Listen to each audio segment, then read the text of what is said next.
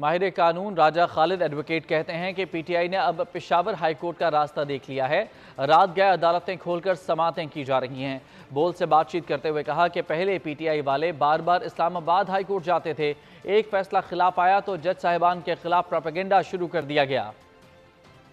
میں حیران اس بات پہ ہوتا ہوں کہ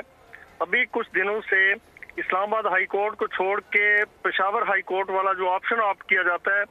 آپ دیکھیں کہ اسلام آباد ہائی کورٹ کے چیف جسٹس ہیں عامر فاروق صاحب، انہوں نے 35 کیسز میں ریلیف دیا پی ٹی آئی کو،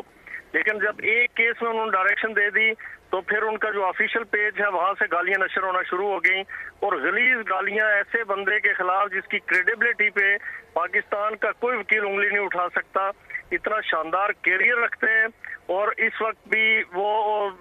انتہائی شاندار طریقے سے ایڈمنسٹریشن آف جسٹس کر رہے ہیں، اسے چھوڑ کے ادھر آ رہے ہیں اور وہ جج صاحب ابھی تشریف لا رہے ہیں ان کا کیس سماعت کرنے کے لیے۔ یہ بالکل غلط بات ہے، غلط روایت ہے، اٹ از ویری انفارچونیٹ۔ یہ اگر اس کے لیے ہے پھر سب کے لیے ہونا چاہیے، سارے ملزمان کے لیے ہونا چاہیے۔